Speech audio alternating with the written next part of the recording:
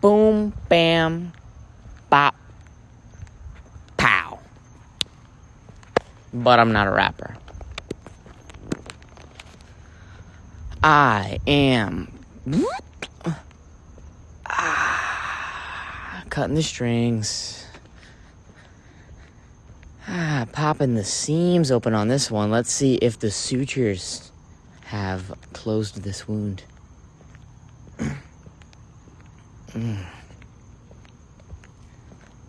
Well,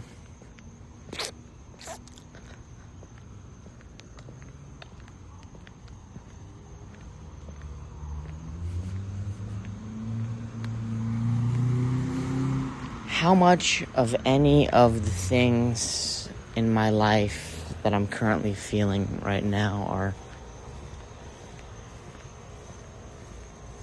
moving forward and perpetuating themselves in a negative aspect merely because I'm allowing it to, versus if I were to just shut the F up and be silent and still in this moment, that I wouldn't have any issues. I would be a Zen master, right? I would be beyond the revolving door.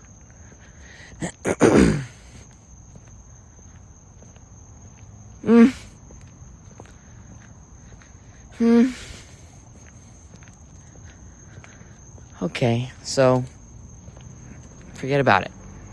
Forget about that.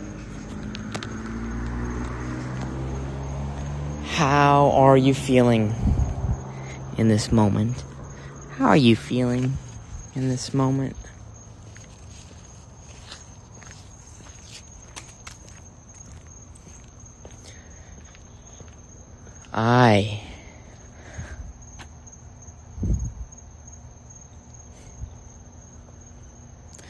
Dude, I'm in such a flux.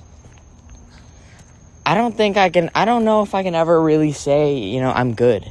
Even if I am good in the moment of things, I'm so attached to feeling bad that it's just almost easier to come out and say, I'm not feeling good. In the heat of the moment of things, when I initially asked myself how it is that I was feeling,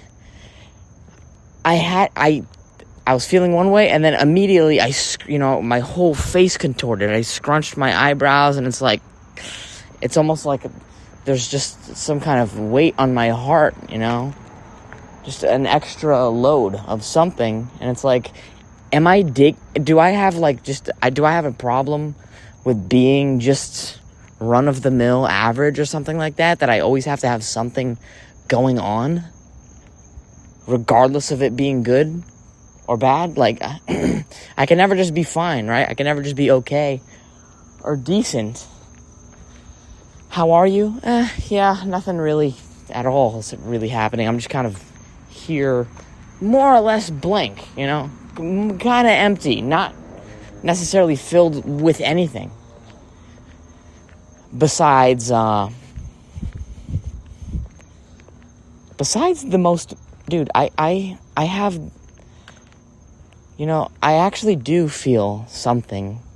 I feel the most mild version of anxiety. The most mild version of stress. It's not very sharp. It's more dull. It's more like an anxiety about some kind of future that is in flux. When I walk around this corner, is there going to be somebody outside, walking, that is going to shift my train of thought somewhere to, onto something else?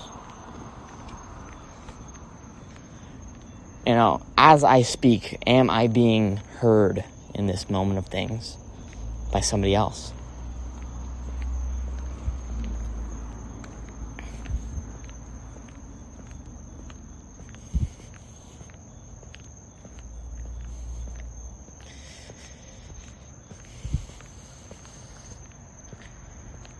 And then almost immediately after I had that kind of feeling, I noticed that someone left a pencil topper just out there out there on top of a mailbox. Just a little pencil topper. It looks like a little pineapple with eyeballs. And just for a flash of an instant, you know, I went from that sort of contorted face to, I'm good. It was like, you see, like, this is how fleeting everything is. And so I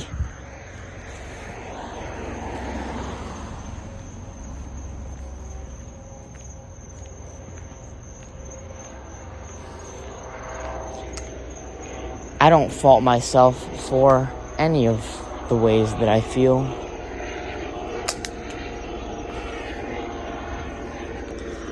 I don't place expectations upon myself. You should feel good.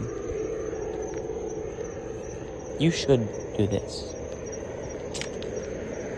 Well, actually, that one might be a little different. The you should do this, I think I do fall a little bit, you know, under the scrutiny of that one, because there are things that I'm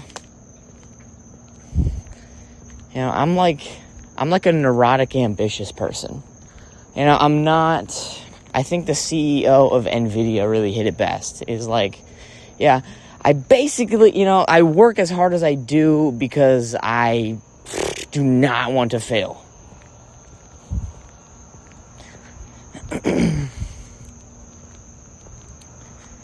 Yes, failure is not an option.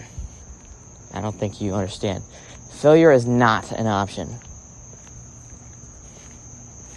And so in order to do that, I should work, I should communicate, I should have these conversations, and I should, you know. And so part of my life does operate under the sort of should principles.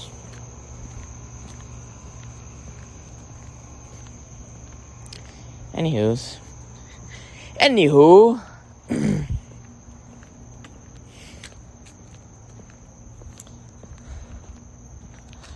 today was quite the fucking day. Sorry, that fucking really had some. I'm fucking on a mattress every night.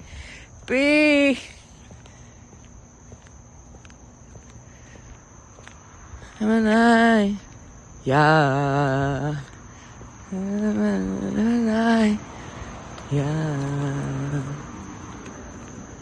Fucking on a mattress. Frank Ocean. Dude, yeah, today was quite the day. Okay. Started my day off really early. Okay, so last night I went on a hella long walk. Did a whole bunch of pull-ups.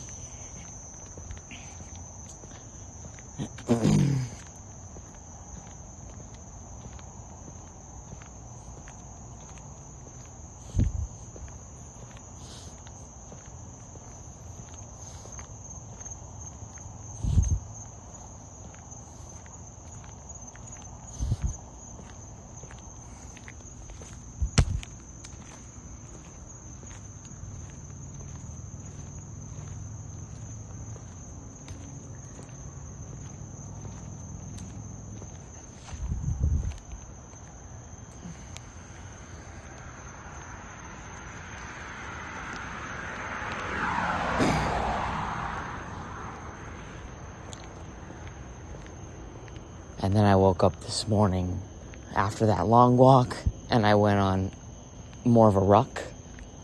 Carried a 40-pound weight vest. I found a Marvel hat on the ground that I'm gonna go sell on Depot.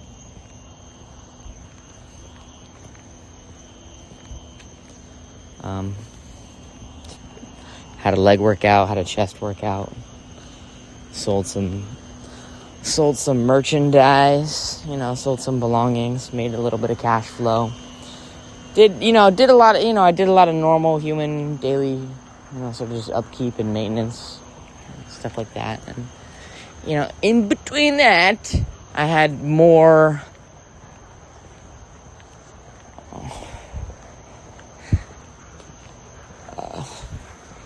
ridiculous experiences, I'll say. And it was definitely of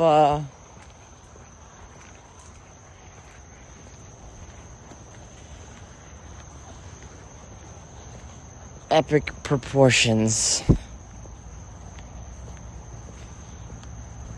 Today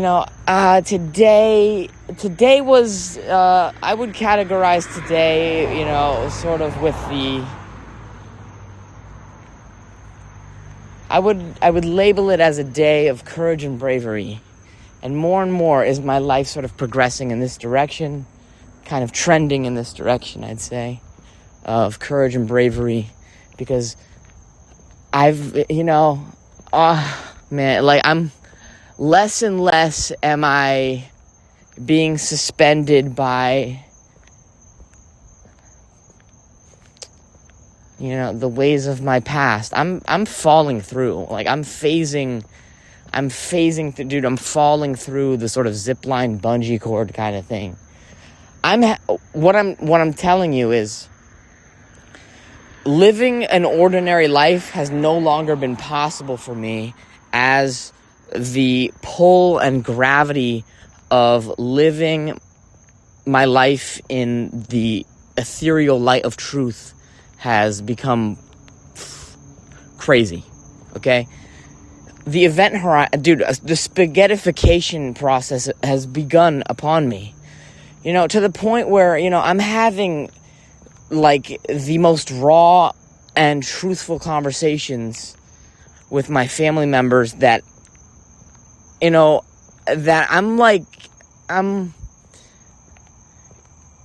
man, we're just, when somebody asks you how you are, and there's that moment where you sort of, like, there's the moment where you, just a window to decide whether you're going to open up about what is really inside of you, and you're going to have the conversation that definitely seems scary, because it is all too real.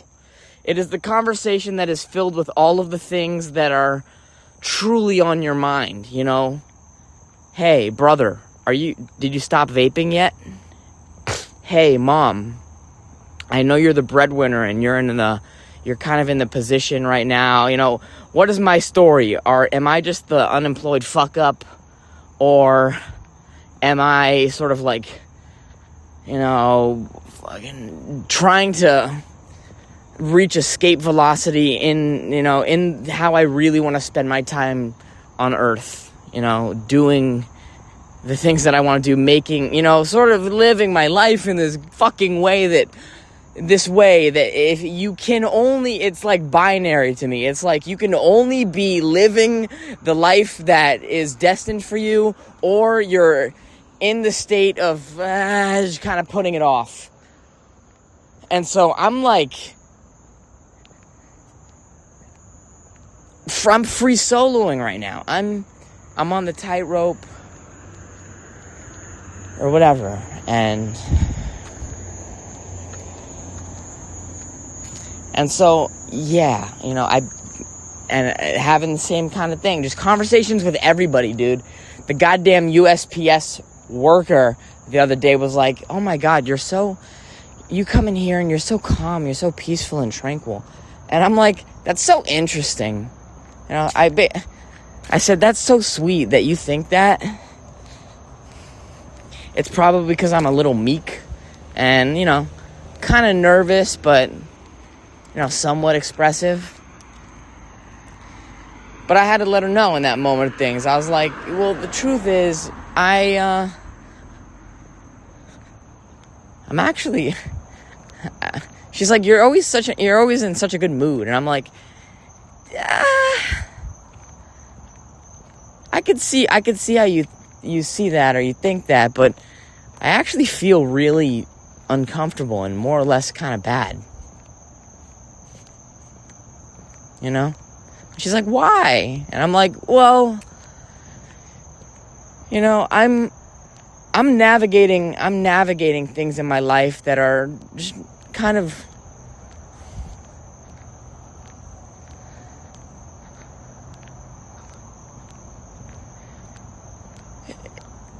intricate and delicate in some weird ways, because, you know, oftentimes there's like a kind of difference between who I am and what I feel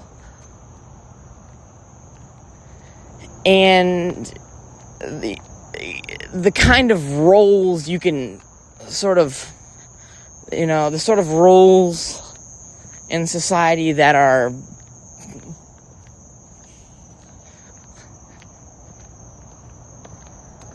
more or less allowed.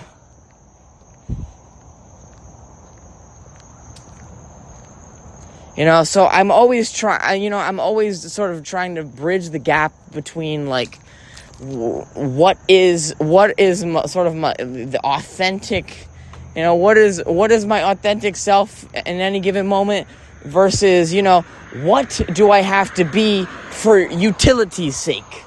You know, for the sake of just basic communicative skills, right? If every moment of my life is just like this ridiculous, meaningful, like sentimental, you know, just heart-to-heart conversation with people, it's like, look, if I'm having a heart-to-heart conversation with somebody, this is a conversation where time no longer matters. Time doesn't exist because we're in the realm of energy, right? And so when I pull you into a conversation from my heart, this is the kind of conversation everybody wants to be a part of because it's meaningful. It feels good to speak from the heart when you have heart-to-heart conversations. So when you talk about feelings that you actually have, and oftentimes they're the kind of feelings that paint the sort of human experience of what it's like to, like, oh God, like, I work this fucking job, I spend my time doing shit that I don't want to do to survive, and I'm scared. It's like, what do I do if I wasn't to do this? What is even life, Lord? And it's like, you touch on taboo topics such as this or whatever, and people can resonate, and they're like, yeah, bro, me fucking too. What even?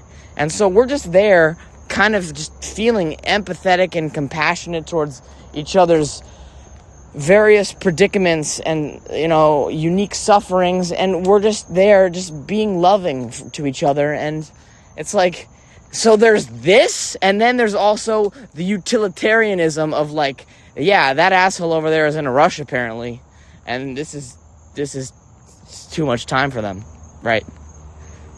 So we're like constantly trying to figure out what the fuck is the balance between heart to heart and then, you know, just, hey, yeah, some people are assholes.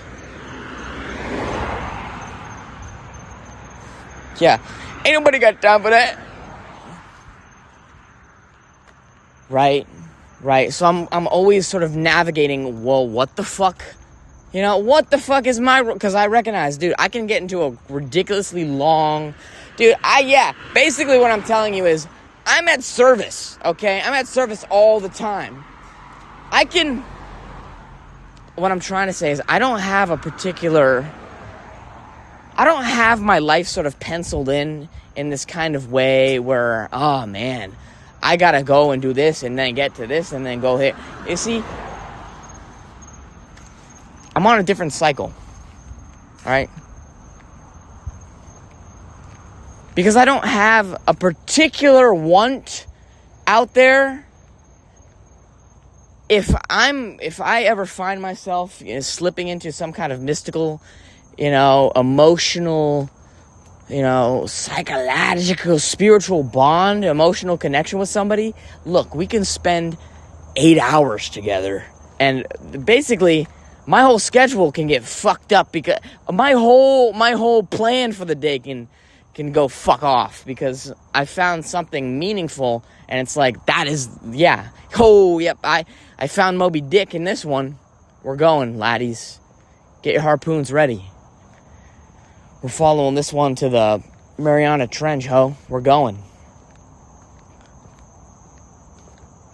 Right? So I get into, like, because I speak from where I'm at. I speak from where I'm at.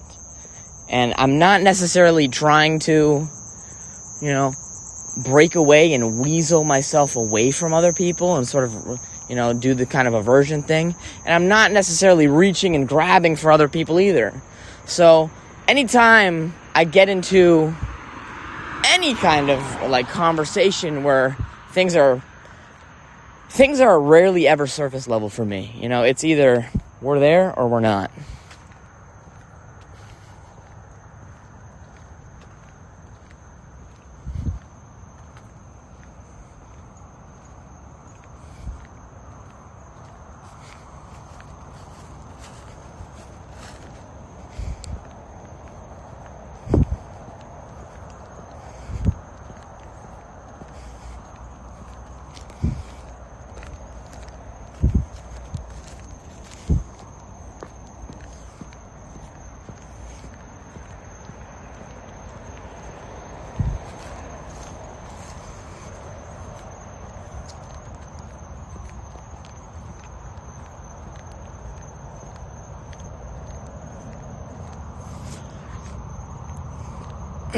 So a huge part of my life now operates under the principle of what is meant for me. What is meant for me, I never have to worry, because what is meant for me never misses me, and what misses me was never meant for me. This sort of principle of, all the things that I'm encountering in my life, I have attracted into my life in somewhat, and then so I'm just there to sort of bestow upon, I don't give a fuck. It's whatever it is that is inside of me, and to the degree that I can actually pop open my own vault, my own valves, yeah, I'll give you a blast.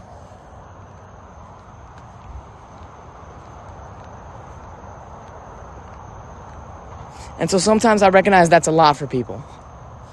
And so I'm constantly kind of worried, Jesus Christ.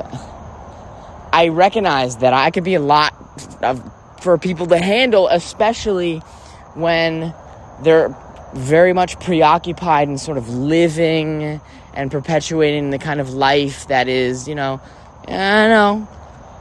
time is money, efficiency, schedules, consistency, regimented, the kind of beliefs, the kind of just regular lifers. And so I'm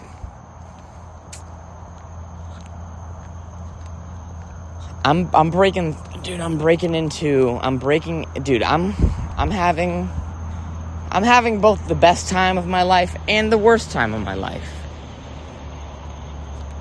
My heart is working hard. My heart is hard at work. And not because I'm fucking with it, right? My heart is hard at work because it's putting in that real work, that real cardiovascular exercise, conversations that need to be had to the degree that you're courageous and brave enough to have them.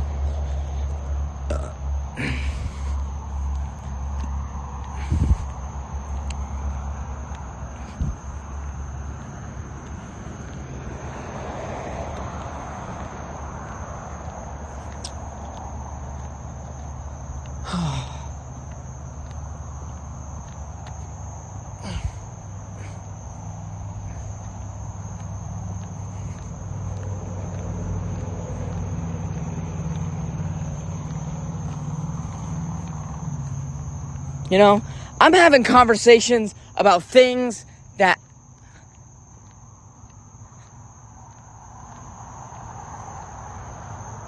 first of all, I'm very passionate about this.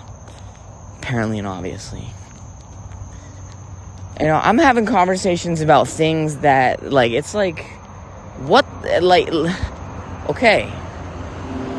let's have the conversation. For instance, I'm talking, I'm like, I don't know, man. I don't know how to approach the subject, so. But I have nothing to hide.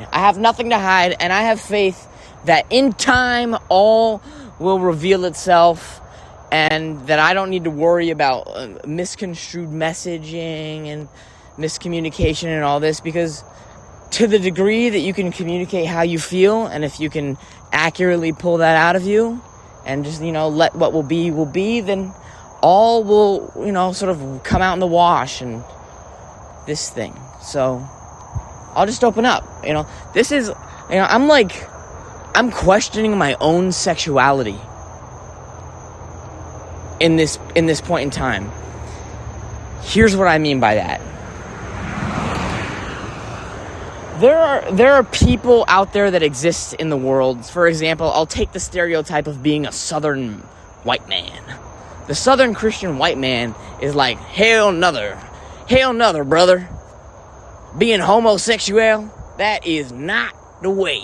And they have such a repulsion for being gay that, like, they can't even, like, give their brothers, like, a pat on the back or anything. They're like, oh, damn, I don't want to be homosexual.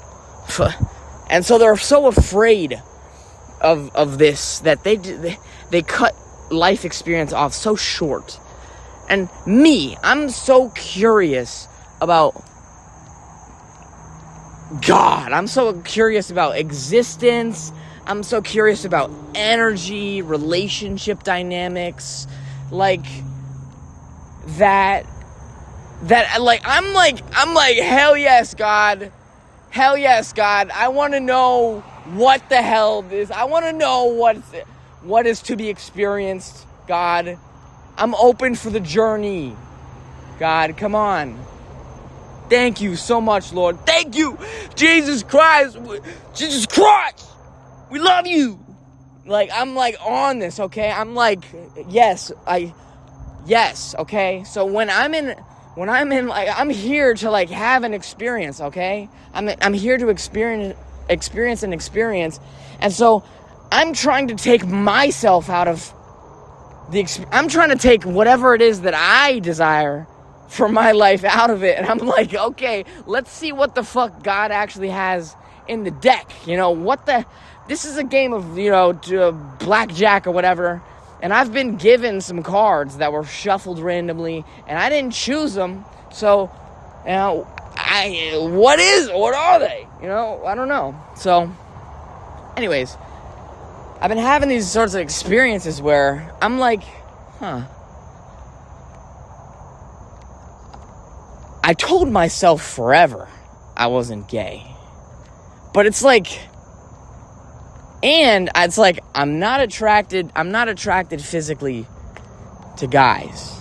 But, when I look in the mirror, I'm like, damn, bro. So obviously, I like my own physique. So at some level, I like men, right? There's no guy. There are very few. I've never had a conversation with another guy that has ever acknowledged this before. But yeah. So if you're a guy and you look in the mirror and you think, damn, right? Then do you not like guys? Just a question. Hey, no judging. We listen and we don't judge. But so this is an all too real direct experience. I'm sure ladies think like this too, but there's less stigma around that shit. Like, both guys and girls love boobs, and it's okay. Like, guys don't ever go to a girl and they're like, you like tits? What are you, fucking lesbian? Like, no one does that. Like, guys are so accepting of everything that goes on. Like, they don't give a shit. And so, is this, I don't know. I don't know if the stigma is basically like, are you a gay boy?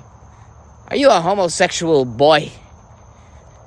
It's like, there's no way you can be bisexual. There's no way that you can, blasphemy!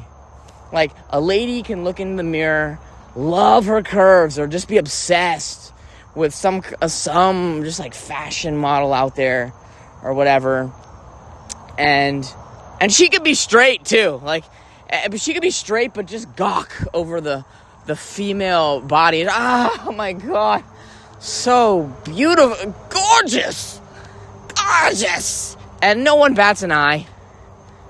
And it's just different when you're a guy. So, anyways, who gives a fuck? Go fuck yourself, me. Go fuck yourself. Okay. So, there's that. And then I think about like physique-wise. When I look at a guy and they have an admirable physique, I'm never like licking my lips like, yeah, Poppy, grab me, or let me touch. I never think things like this, like sort of like I want an intimate relationship like this. Ever. I don't like the way that I said ever.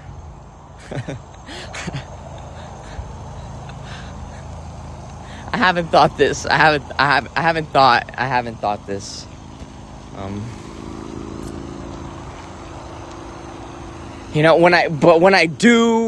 When I do see females out there, yeah, the primal brain, animal brain. But the thing about that is I don't like that necessarily. That's like, to me, like, whenever that feeling rides around, it feels very animal, very primal, very, very, very chimpanzee. Very chimpanzee. And I don't necessarily like that. Is it lust? Is it discomfort with having sexual desire? Is it sort of like I kind of feel it's a little bit of like feeling like being civilized to death. Like almost like that sort of feeling is frowned upon in our society. It's like everybody wants to hide how attracted they are to people, or that people are even seen as attractive. It's almost like taboo to even think such a thing, because people get uncomfortable. People are like, people feel anxiety about sort of, attraction in general. Not everybody, obviously. Some people are very comfortable with that. Some people enjoy it, but some people it's like, ugh. Do not touch me, dude. I want segregation. I want you away from me, okay? I want you to feel attracted to me, but I never want to interact with you. This is a kind of idea that lives out there. I'd love to be viewed and sort of held as a concept in your mind as someone who's attractive, but that is all I want. I don't actually have the sort of personality to really get into that, because the moment we interact, you know what's going to happen? I'm basically just going to be a quaking mess. And so if we never actually sort of have any conversations, then, I never really get to be broken down into, and you know how it goes.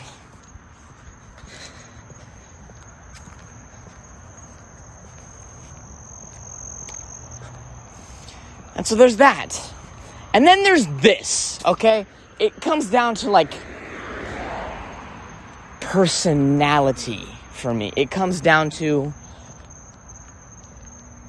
when I'm with guys, when I am with my broskies, my gents out there, we can have, you see, what is love?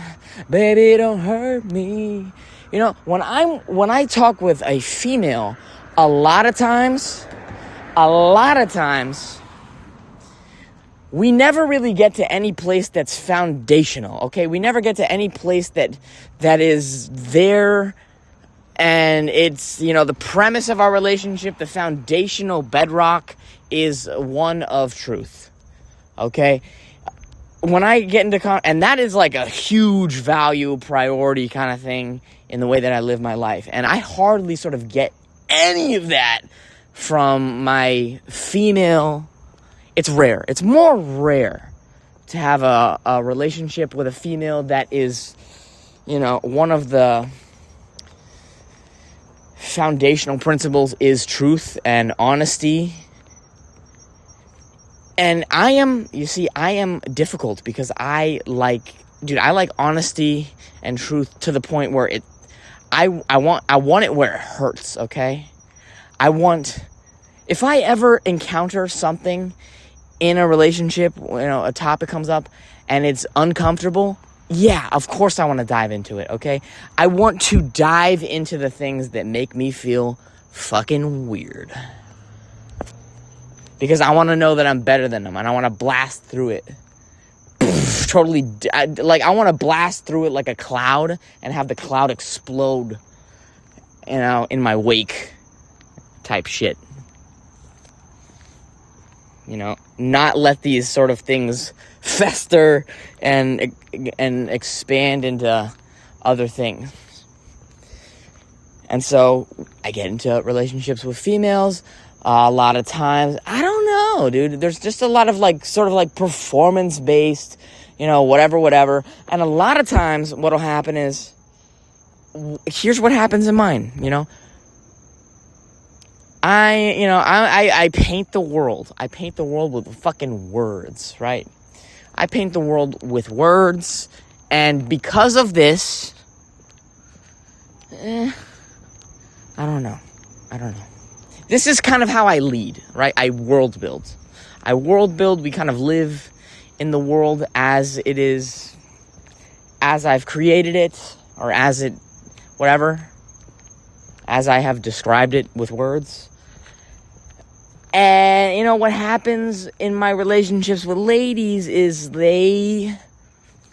I don't know if they just don't, okay, I'm sorry. I don't mean to, categorize all ladies as this, because they're not. But I guess I'm just talking about the most common, the mean of all the ladies that I have interacted with. The sort of average amongst all of them is, what'll happen is they're uncomfortable with silence. They're uncomfortable with who they are,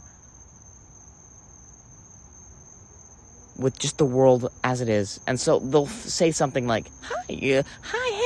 Or they'll try and pull me out of silence. They'll try and pull me into the world. They'll try and pull me into the world. They'll try and pull me into a relationship. They'll try and pull my vocal cords out of myself. Make it make a sound. What does he sound like in this moment? Does he sound like this? Does he sound like this? Does he sound like this? Jeez. And so they'll do this, right? They'll do this. And when they do this, I feel like this. Lord Jesus Christ, help me, please, Lord. I feel like this.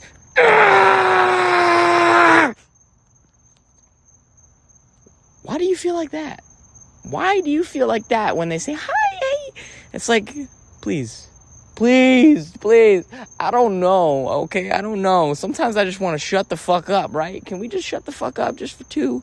Can we shut the fuck up for an interaction? How about that?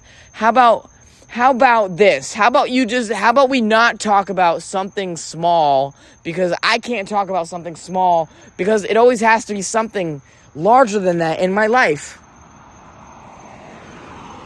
Right? You'll ask me something like, oh, what are you doing later? And I'll be like,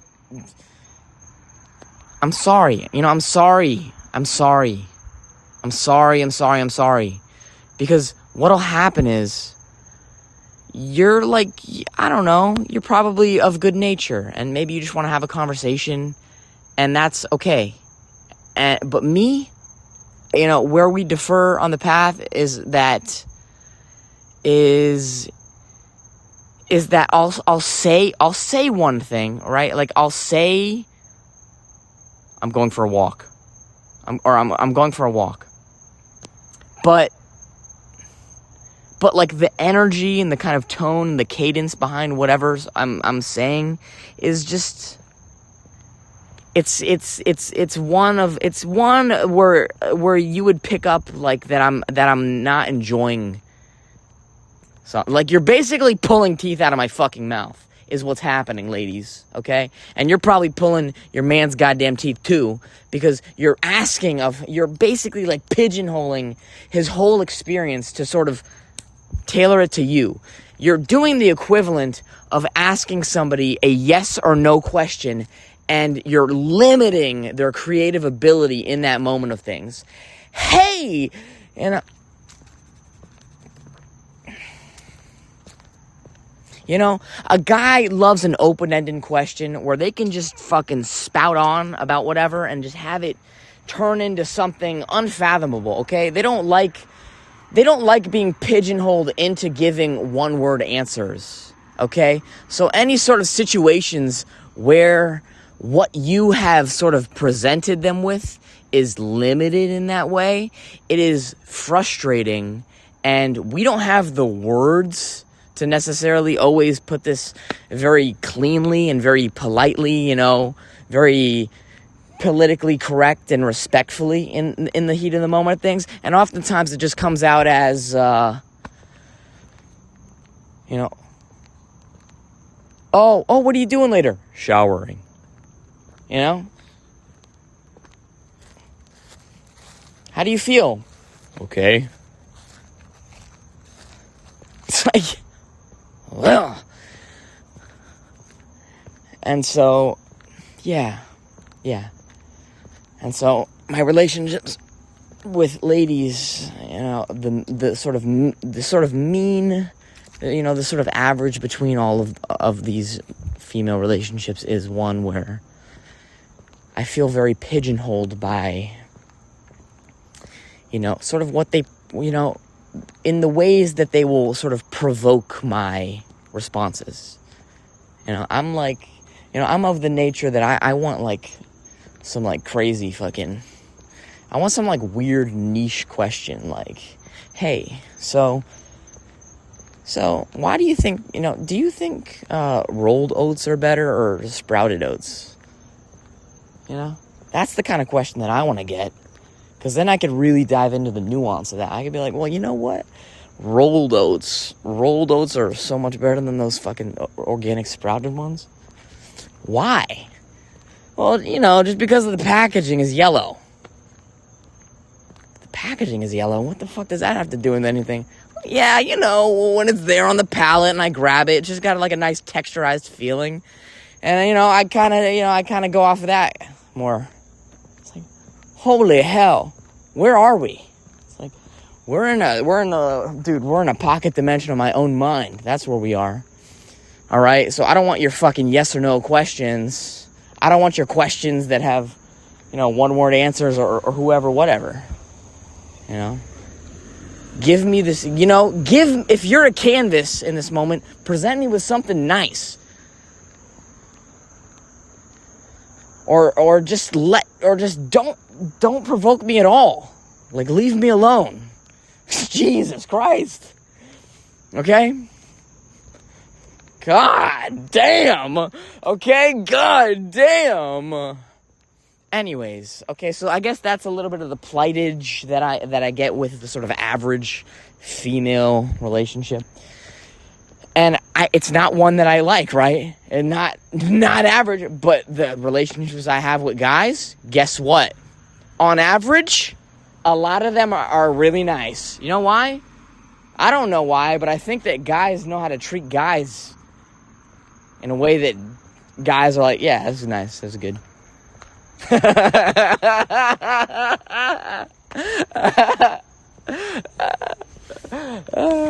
Just like how to not bother somebody. And because of that, it's like, am I gay? No, but dude, I love my bros, that's for sure.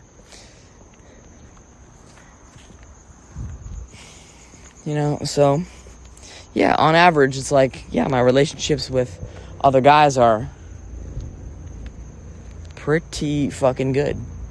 And it's like, when I talk with my bros, we hardly ever, almost ever, it's such a low percentage of whatever our relationships are that ever really get to come out in a sort of,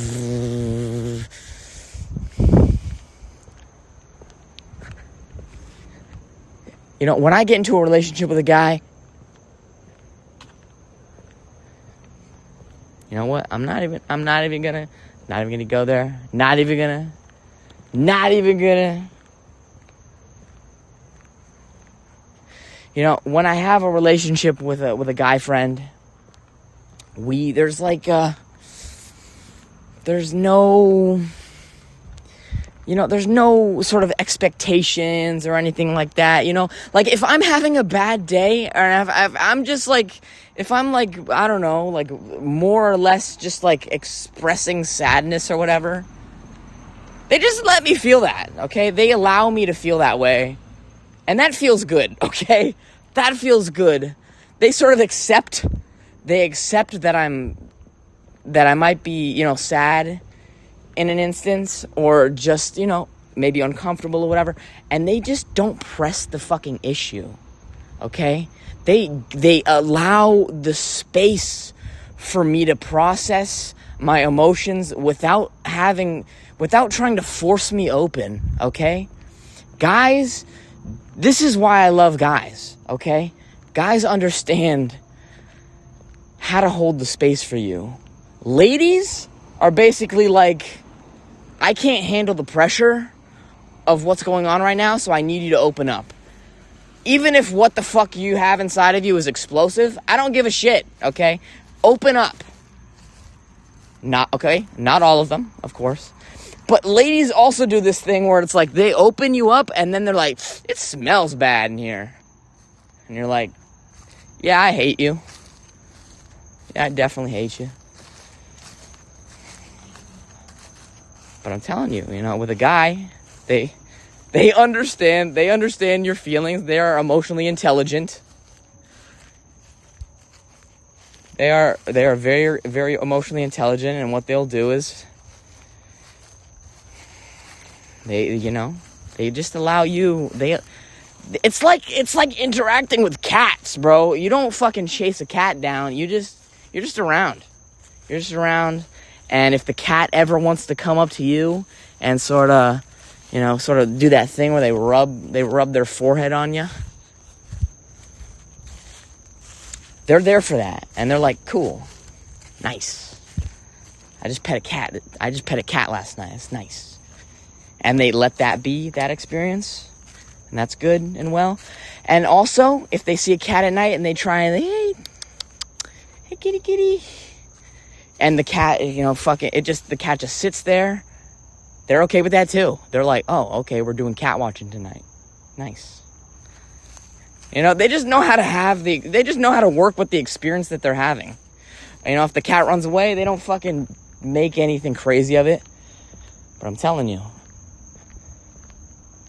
bro, males and females, we're different.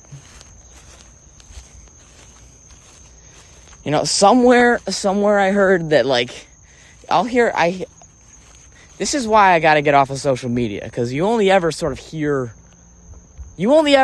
like one, you only ever hear like the sort of fringe takes that people have, and then that ends up really skewing your entire view of an entire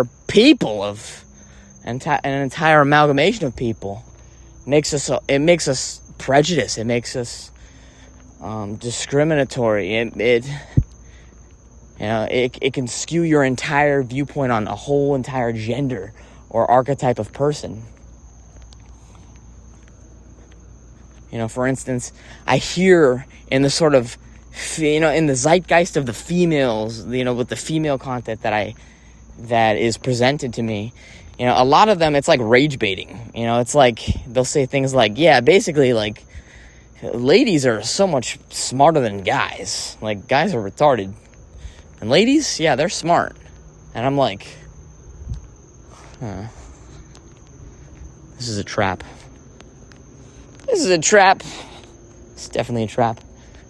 Obviously, the truth is that the world is a wide array of people, all along the spectrum, and male, female, doesn't matter. You're gonna find people who are, annoying, and they're guys, and you're gonna find people that are annoying that are girls, and that you're gonna find, just like that, you're gonna find people who are understanding and perfect and amazing and just to your specifications of how you like to be treated and the relationship dynamics that exist, and you're going to find that in guys, and you're going to find that in girls. And it's a matter of, a whole bunch of toggles and switches about, various aspects of the personality and decision-making matrices in people. So that is the quintessential truth. Are you gay? Are you gay? No, I'm not. I've got a nice healthy balance of masculinity and femininity, and I love both. Dude, I fucking love both of these things. I love feminine nature. I love masculine nature. And I love when they're operating in the world in a way that makes, it helps the sort of functionality of the world. It helps the transitional phase between love, sort of, let that permeate through life, If these systems are working as they should, it's like it's healthy. It helps grow things. And it helps, prune things too. It helps world build. And so, this is my take on it. And another take about relationships is that, people will ask me, hey, are you looking? Are you looking, when's your wife, looking for a relationship? And it's like, no, I'm not looking. Okay, I'm not looking.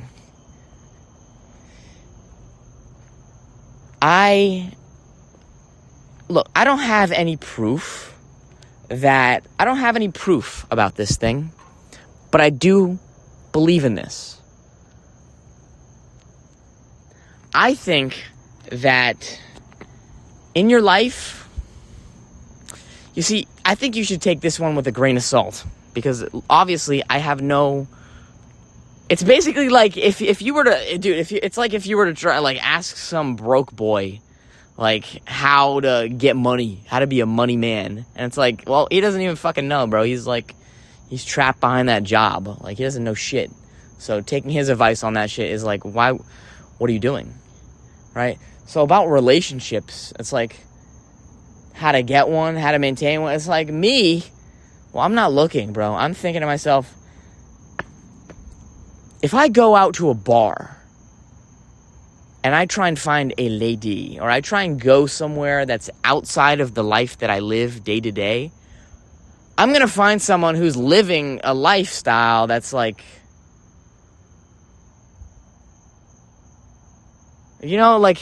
we would only ever see each other in the universe as a result of me living my life in a way that, we shouldn't even be meeting at all. My life's purpose shouldn't be to be going to a bar to go get a chick so we can get married, reproduce, have some children, and, live a life like this. I'm thinking to myself, I should be out here, I should be creating things. I should be living the life. I don't know, bro. I don't know. I'm basically, yeah, I don't know what my life path is exactly, so I'm not going to say you just head down, grind, create, and lift weights, fucking everything else. Who cares?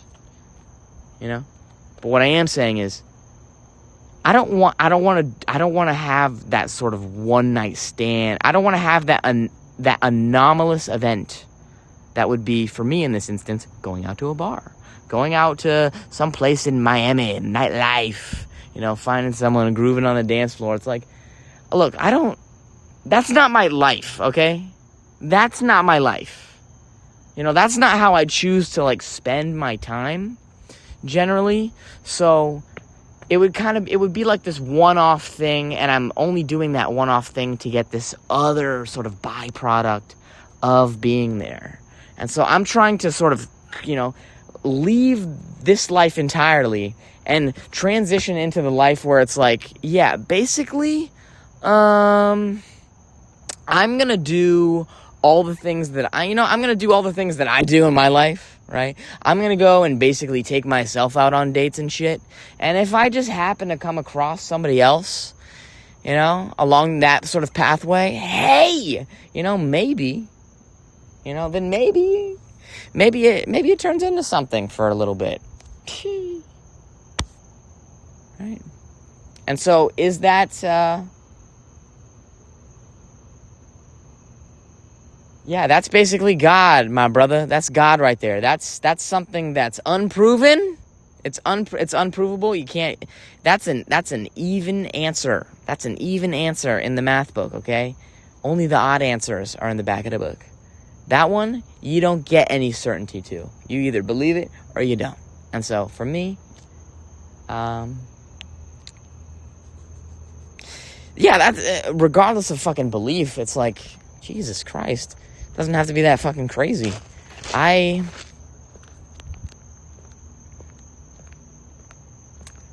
My take is, you know, I only want to spend my time doing what it is that I am doing. And so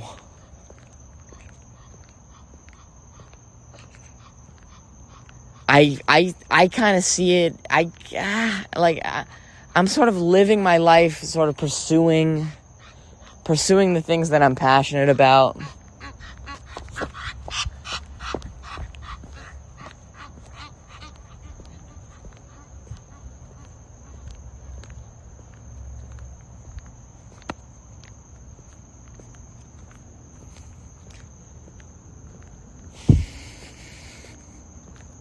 You know, fucking up along the way.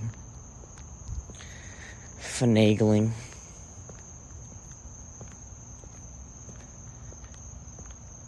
And constantly redirecting.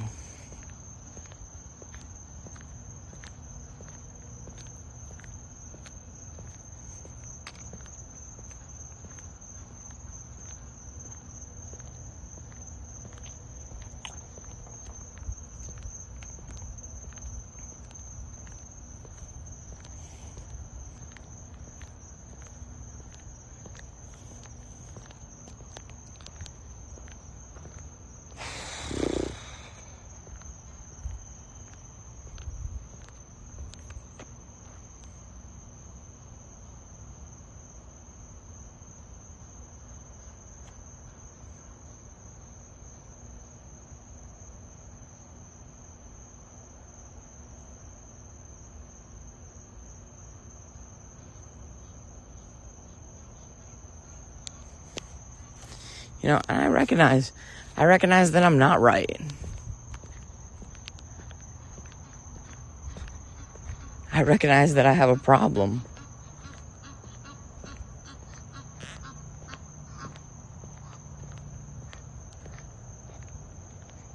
You know, and I can't leave any stone unturned.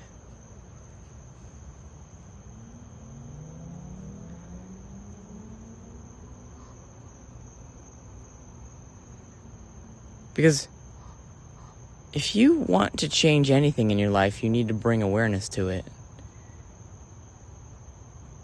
And you need to sacrifice yourself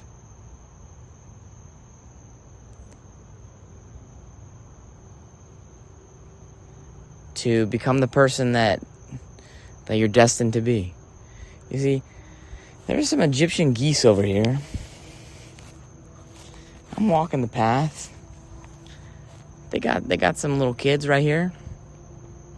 You know, they were bickering, and in a moment, I hit him with a feint, dude. I hit him with the triple threat. You know, what do you call that move? The basketball with the fucking feint. You know, running at him. Oh, quit it.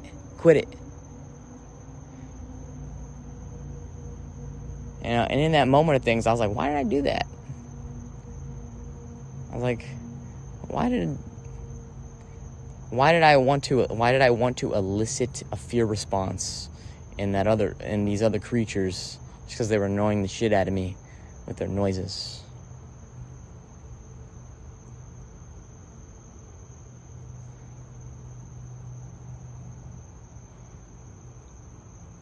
You know, did what I have to say, was that important? Was it ultimately all, was it ultimately important enough, or like important at all, that we couldn't exist with the sound of some beautiful Egyptian geese going at it?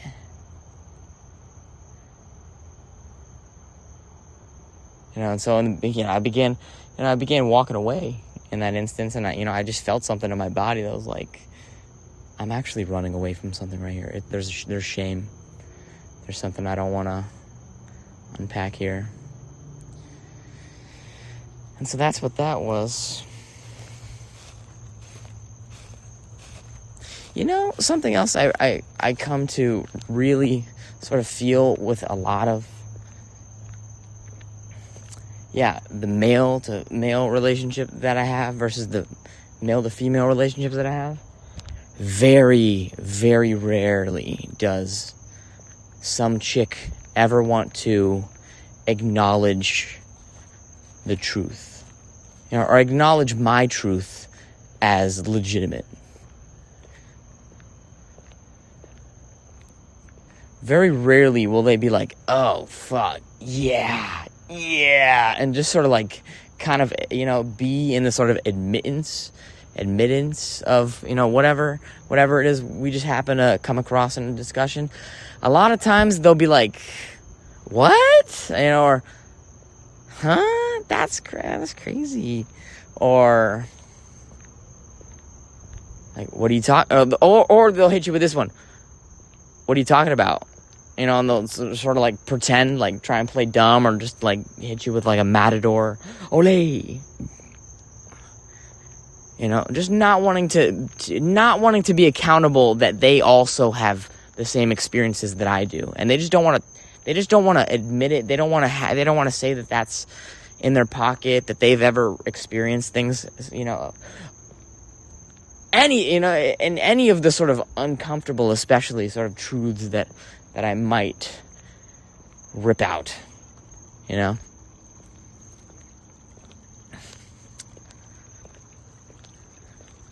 They kind of just want to let me sit in the shit of it. No. Yep. And so I do wonder out there, man. Sometimes I wonder, I'm like, and I wonder.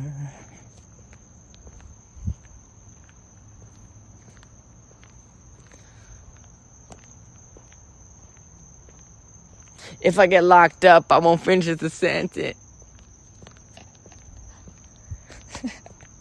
Because what my value system is oriented on truth and communication and honesty and sort of like emotional vulnerability and intimacy, especially like with the human experience and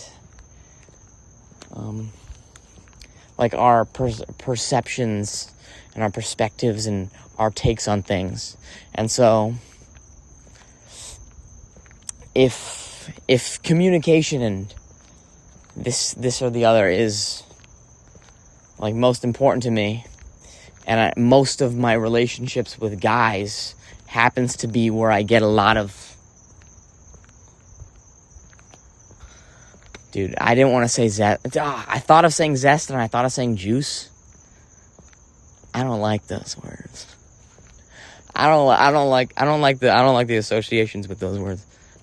They give me oomph isn't any better. Look, any of these fucking words, dude, God's funny as hell.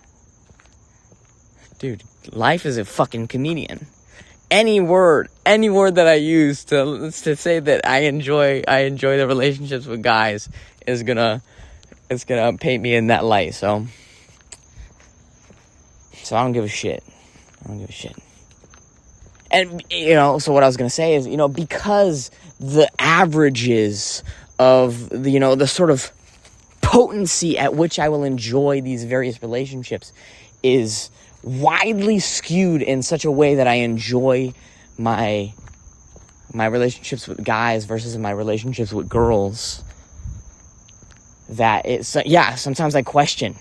I'm like, well, shit, If I'm always out here liking these fucking guys, then, like, what's happening? What's happening?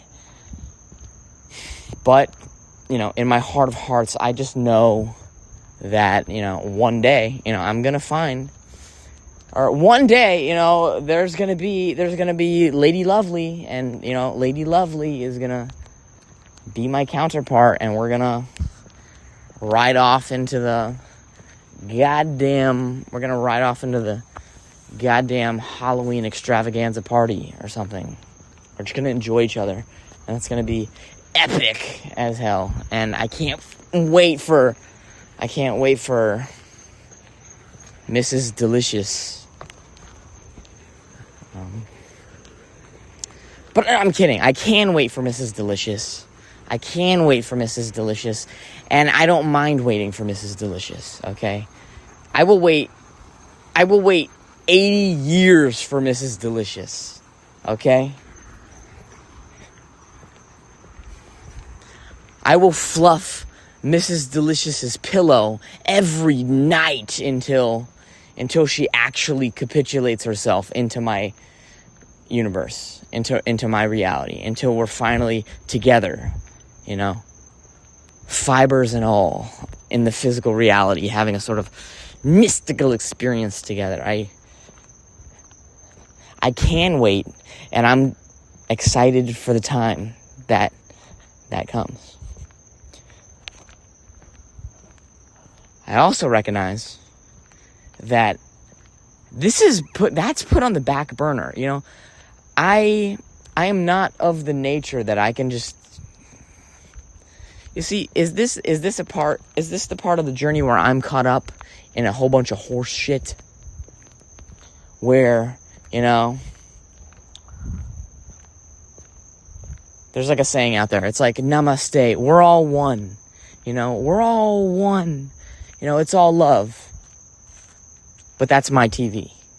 You know? It's like the sort of thing that's like, you know, if,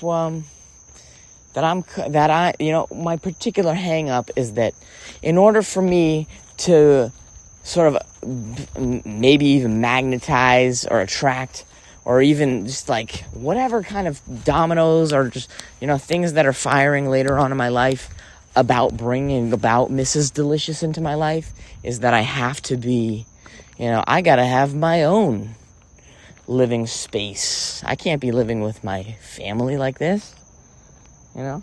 To bring about Mrs. Delicious, you know, this is further along, you know, there are gateways that need to be of priority to even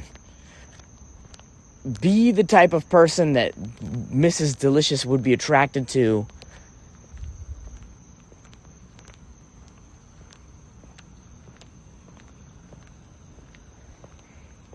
In her heart of hearts. Okay? Because this is how I know it. She obviously likes the way that I talk. She likes who I am. But simultaneously, she's also like, ew. He's not making any money doing that shit? Ew. He lives with his mom and his brother?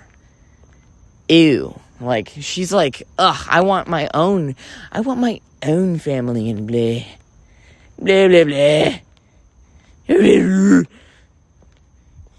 And, fuck, I don't know. I don't know. I truly don't know. I don't fault her for even sort of having those feelings, right? What I do recognize is that we are all fucked up. Okay, I was fed the sort of I was fed the belief that to be a successful man, to be an attractive man, you must not work a stupid 9-to-5 gig job, you stupid cunt. You gotta live out on your own. You gotta be a Western man. You gotta be able to provide. And not only do you provide, but you provide everything. You provide the money, you provide the space, you provide the home. She cleaned the home. You provide the You provide the groceries. She prepared the grocery. You provide the entertainment. You provide, what don't you provide? God damn it, you everything. You all of it. Whatever. And so, I don't fucking, because I'm of the mind. Look, I am of that mind. Bear with me for a moment as I just stumble through this fucking thing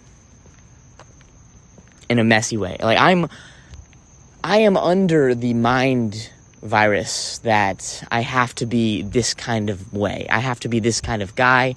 I have to, and I have to be successful in this way. And I have to be the breadwinner and, be provider and these kinds of things. And like, this is the sort of thing that is like injected into the young minds and hearts of boys everywhere. And so they, compulsively will feel ambitious to like become some fucking dude, to be the guy. Okay? It's injected into them so they can be the guy. Okay? And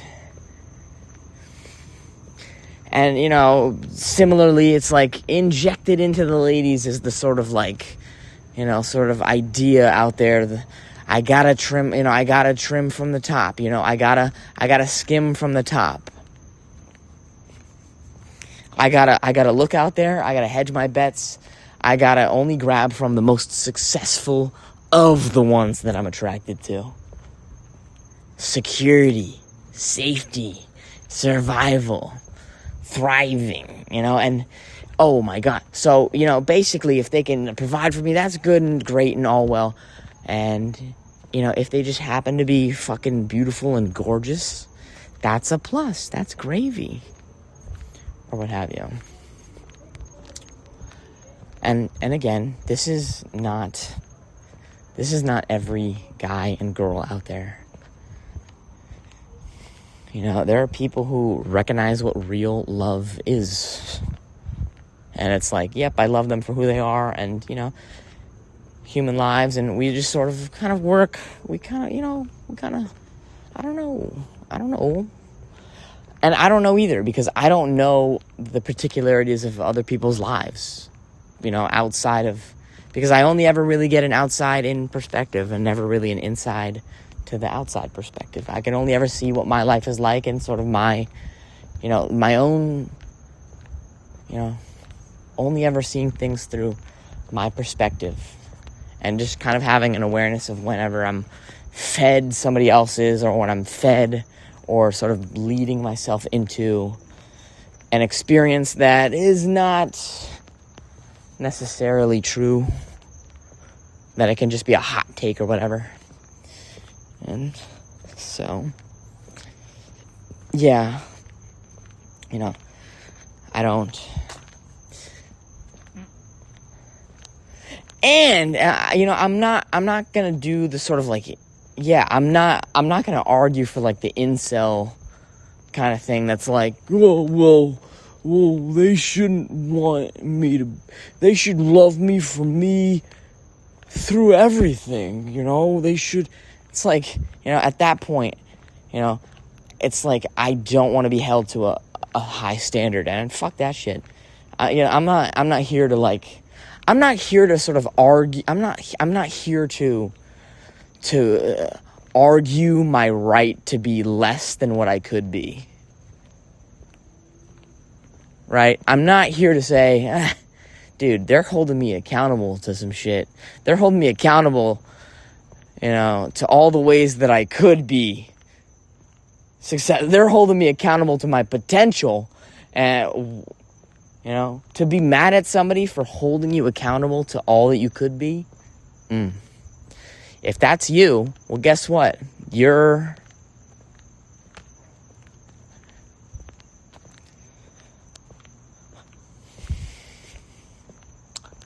I don't know. Are you on your side? Are you in your corner? Do you have your best interests? Or, are you just I don't know. Are you just ready to betray yourself? I don't know. Don't know. Mic drop. Think about it, or don't.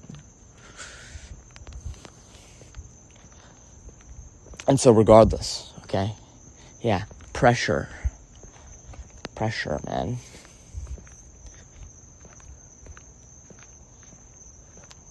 Pressure cooks the food, son. And so this is things. And I think all that being said, I think I'm gonna dip out here tonight. Is there any last little tidbits of something that I'd like to pop off and get off my poppin' pecs right now? Anything at all. Going once, going twice.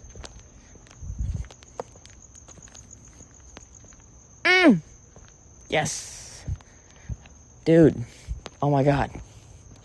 I know that out there exists Lady Lovely. And when we finally freaking, you know, I can't wait for that relationship, bro. My God. So, and you know, and hey, this is a little narcissistic maybe, but I don't give a shit. Whatever. Let's let it be what it'll be, right? Growing, learning, changing, things of this nature.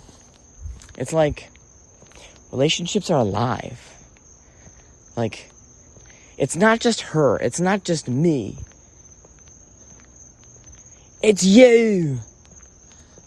Not you, not me, not you, not Hermione, not me, not Hermione, you. You know, it's us, dude. It's us. And so I'm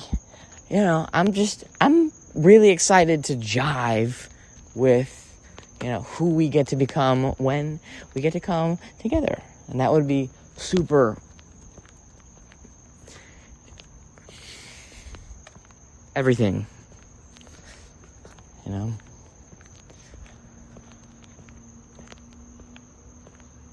What I'm trying to say is I can't wait to have a relationship that's based on like the ever-changing particularities and peculiar sorts of ever-changing lava lamp-like ways that the emotions sort of bubble up and,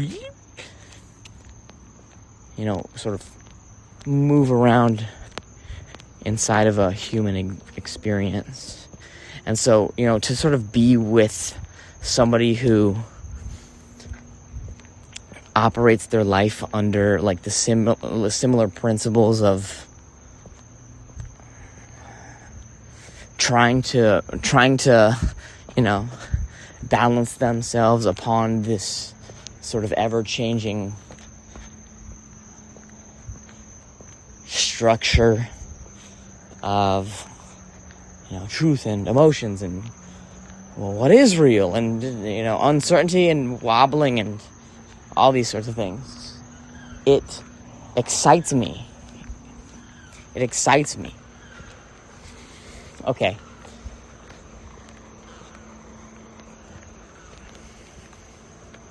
I'm gonna slip back into spaciousness and silence for some time now. I'm stopping right now, and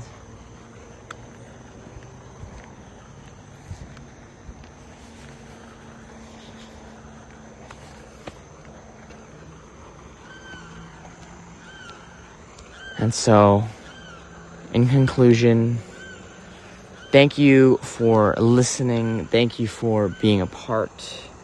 I hope this was everything you wanted and more. I hope you found this entertaining or useful. If you also have weird ass experience, I'm not done. I'm not done talking. Oh my God. Okay, so I spoke about how there's like a hillbilly, there's like the southern Christian man and he hates, I ain't with that homosexuality gay shit. You know, right off the rip, they will go 0%. They don't even pat their buddies on the back and shit. I'm like, dude, what the? I'm riding with God, bro. I'm riding with the feeling. I'm like, yo, what is in my experience? And so I'm trying to navigate this thing where I'm like, where the fuck is the cutoff? At what point do you cut love off from your life? Right? Because that's what I recognize these things will be. It's like, at what point are we going to say, sorry, God, fuck your concept of love. I don't want to be gay. I don't want to be homosexual. And I actually do have a decision in how far this goes and to what extent I will play either the masculine role or the feminine role in the sort of particular times such as these. So it's like, yeah, where do you navigate that, especially when you have a beautiful platonic relationship with somebody?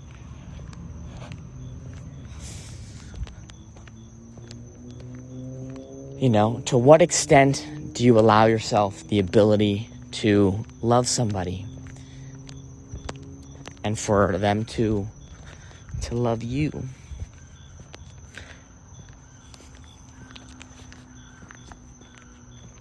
You see, if I had a son or a daughter, and in this instant I was giving them, the answer to their question, if they ever came to me with such life advice, and they were like, what do I do?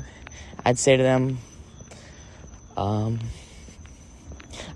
this. I'd say, if you are gay, if you are homosexual, that doesn't matter to me, okay?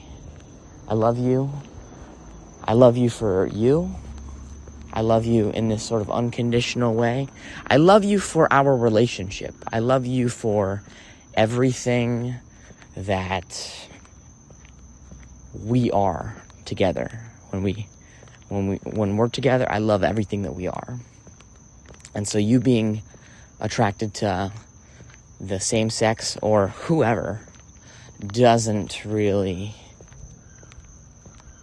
hold much weight in the thing that we got going on. So that being said, I want to get that out of the way as a preference, as a preface. Next, further into that, as I digress, I'd say, what do?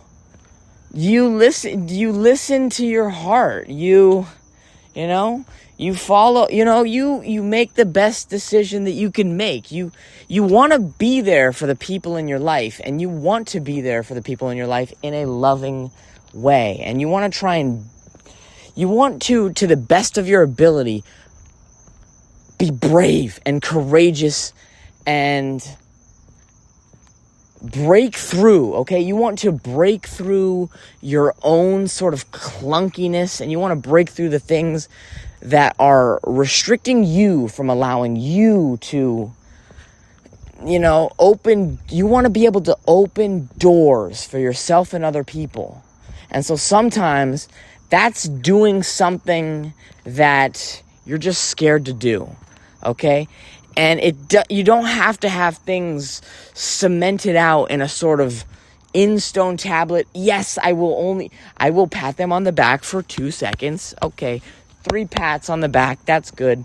That gives them the right amount of love. I give the pats. That shows I'm here for you, buddy. Love you. Only as a friend, though. You're buddy. Well, it's like, no, it's like, yeah, bass, How do you make the kick better? Just turn the bass up. How do you make the bass better? Just turn the bass up.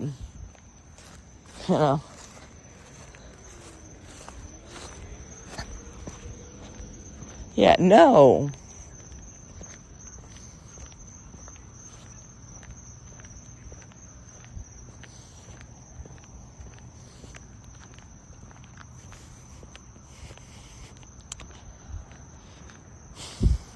And so I'd say, listen to your feelings, you know. I find just out there that there are so many people that are afraid to be gay that they forget to be loving, right? They're so afraid to be gay. They're so afraid of intimacy and things getting to a point of sexuality that they can't, separate that from being there for somebody and actually loving somebody, because they have, they've got these sort of barriers up. And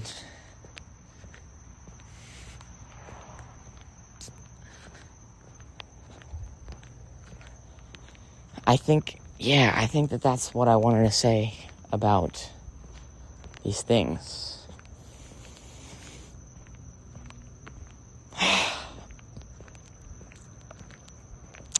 So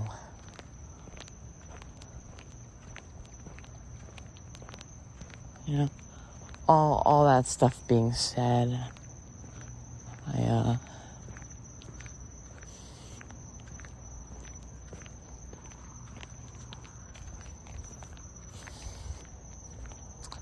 think that's everything I wanted to say.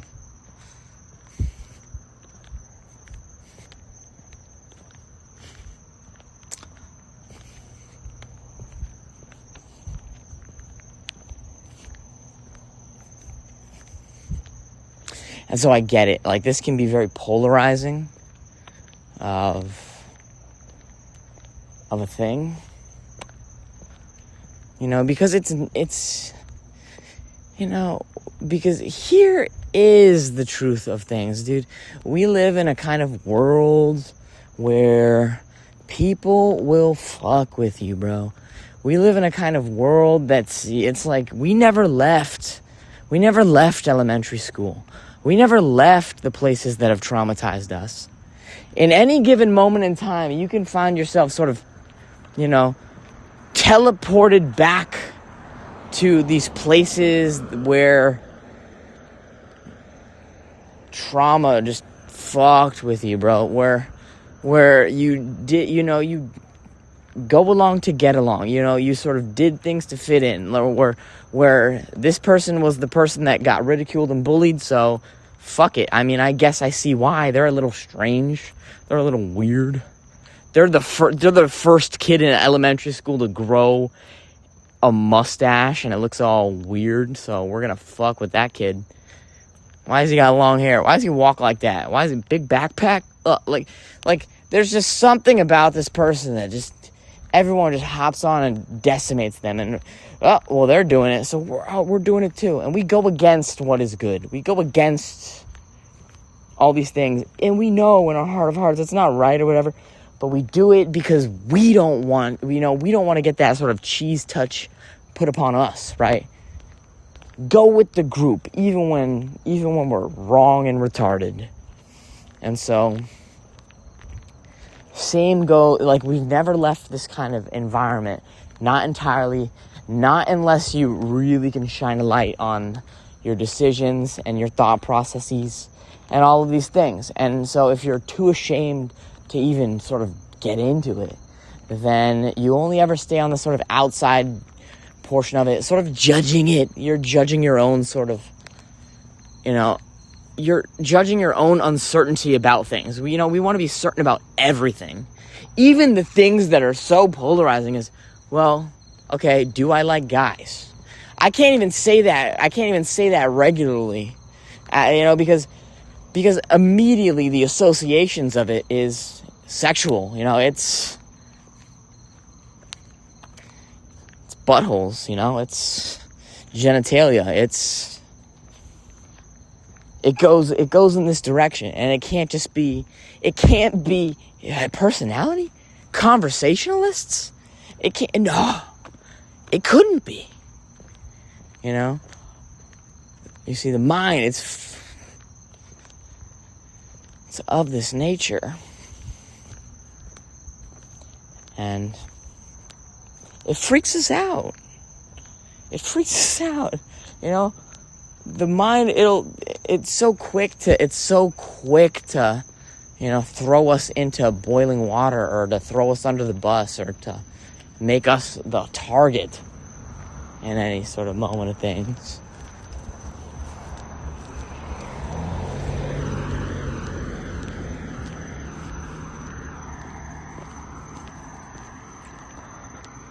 That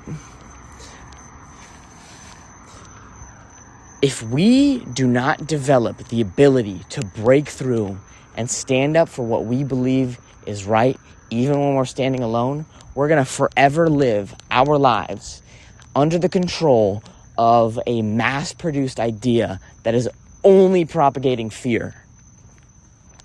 Wow, you think weird.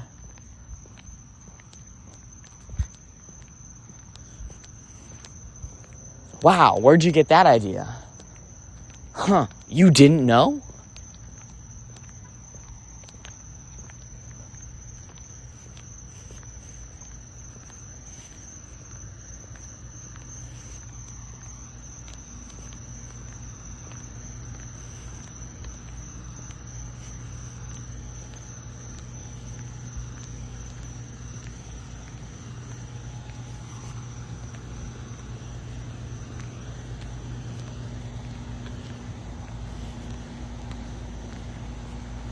And so the moment that you develop the kind of bravery and courage to bring the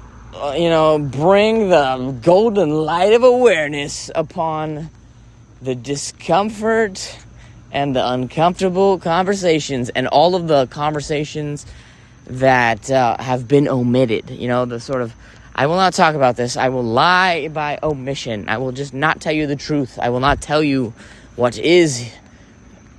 I will not tell you what is in the space right here.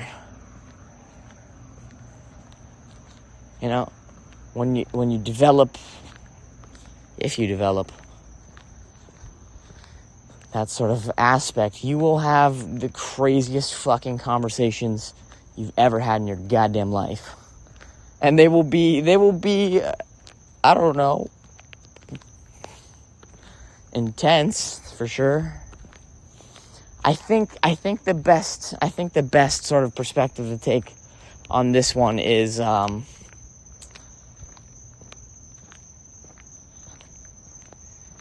think of the benefit. Think of the finality of your life. You're gonna die one day, so. And, well, why not be courageous and try and pull, I don't know, pull out some, pull out some of those weeping willows. Harry Potter, those crying trees.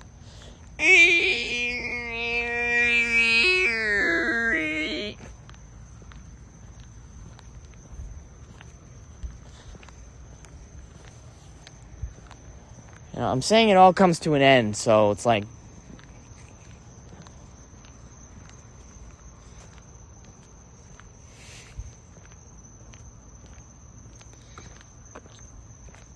I'm of the nature that's like, well, okay, it's gonna come to an end. How about we bet it all? It's gonna come to an end. Why not? We'll see what's behind this door.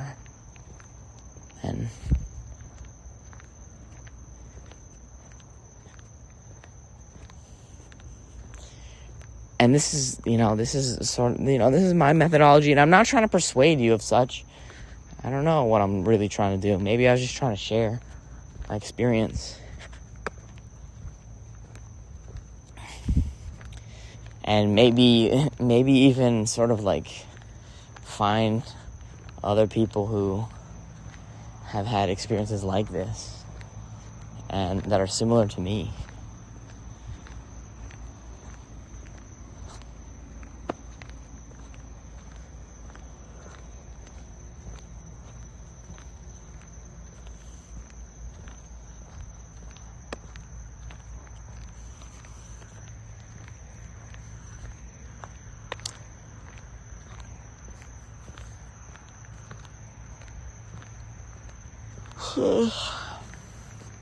I'm a skedaddle, you know. I'm gonna get the out of here for now.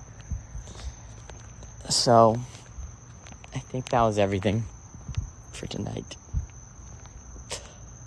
Again, thank you so much for listening. I hope this was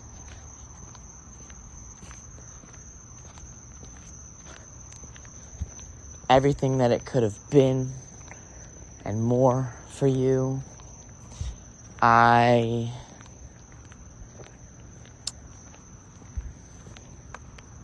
In conclusion,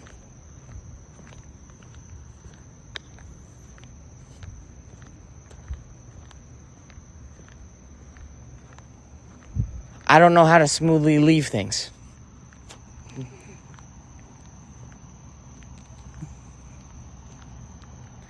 I never know. It's so hard for me to know where things start and stop.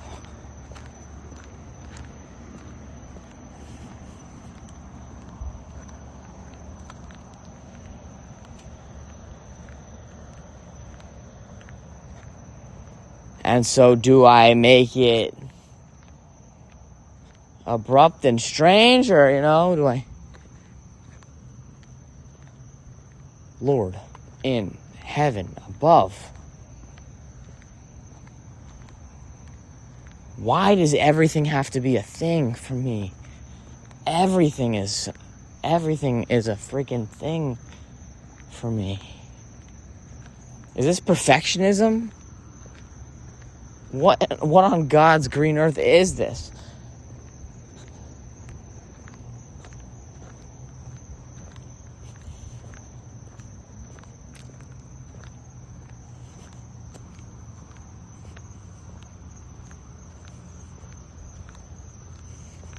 You're my friend forever. We'll always be together. You're my best friend, you're my best friend, you're my best friend, you're my best friend.